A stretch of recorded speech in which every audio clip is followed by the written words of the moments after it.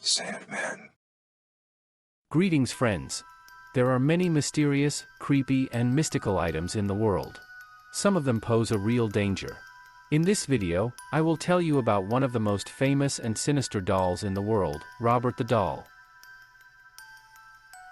It's fair to say that Key West, Florida is well known for being haunted.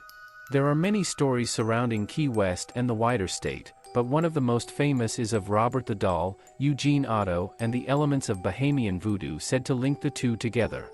Although Robert seems to be nothing but a rather careworn doll, dressed in a sailor suit, holding a toy dog, covered in small marks that seem to appear a little too like scars, with small beady eyes and a smirk on his face, many agree that he is directly responsible for a veritable bounty of woe. Robert has, over the years, been accused of causing car accidents, relationship breakdown, divorce, death, disease, and much, much more. Although Robert's origins are disputed, as this is one of those stories that gets passed around from family member to family member within the state, it's generally thought that Robert was given to Otto as a present from his grandfather following a trip to Germany. After some investigation by the Fort West Martello Museum where Robert resides today, it's now thought that the doll was never actually intended to be a doll. It's thought to be made by Steve, and perhaps to have manufactured as part of a clown or jester display. That outfit? It's thought to be Otto's own. Oh, and if you're wondering where Robert got his name?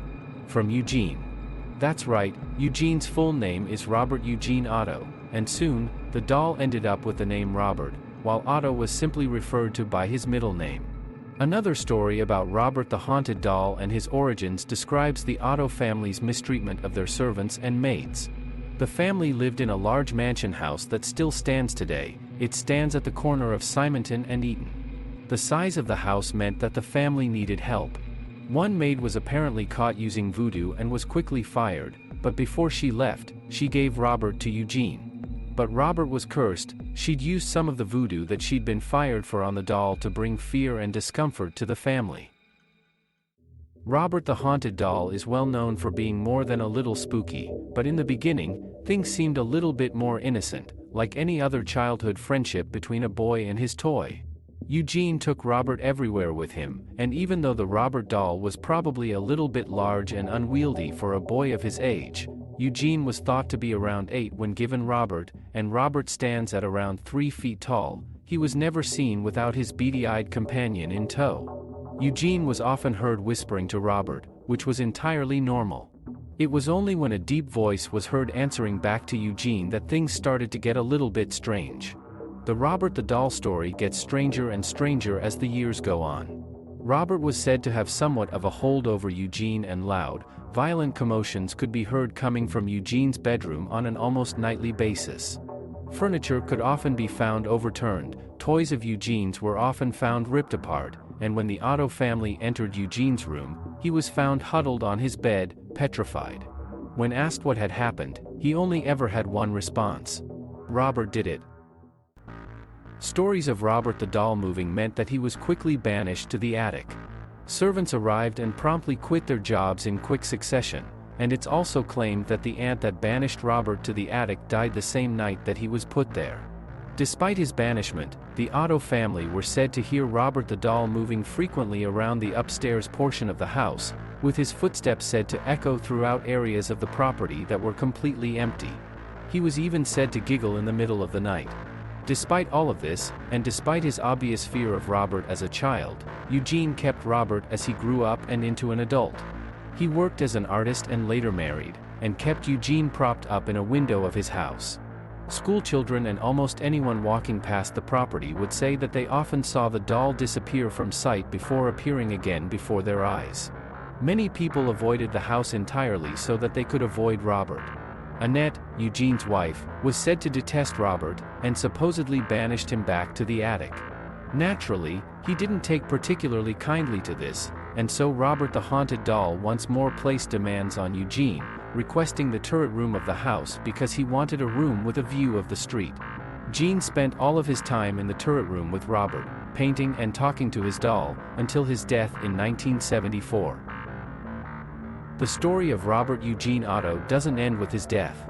The Robert the Doll story continues well past Eugene's death, and the legend continues even to this day.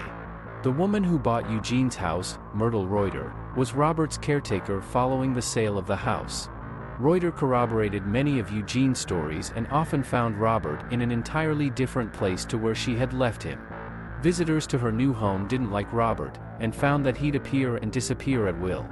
She and her visitors also claimed that the already creepy expression on Robert's face appeared to change when anyone discussed Eugene in a negative way. In 1994, Myrtle donated Robert to the Fort East Martello Museum in Key West, where he still resides today. You'd be forgiven for thinking that perhaps being locked inside a glass case would mean that Robert's antics were well and truly over, but that couldn't be further from the truth. Robert's big move simply meant that the legend grew stronger and that he was exposed to more and more people. Today, he even has his own social media accounts and a Robert replica doll is sold. If we're to believe anything about voodoo, perhaps with the increased exposure of Robert, plus replicas of him being sold, the increased bad luck of visitors to the museum is simply due to the curse being spread further and further afield.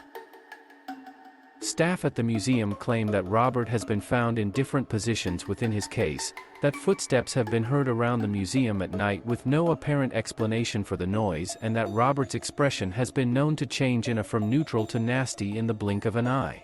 Visitors to the museum are given advice on how to approach Robert. To speak to him in a polite way, to ask his permission to photograph him, and to treat him with respect. The walls of Robert's display are littered with letters from visitors apologizing for their behavior when visiting the museum. They claim that they've encountered dreadful misfortune, gotten into accidents, had relationship breakdowns, or even experienced death or disease in the family after visiting Robert, and these letters seek to ask his forgiveness. There are over 1,000 letters in total, and the museum keeps and catalogs all of them for future reference.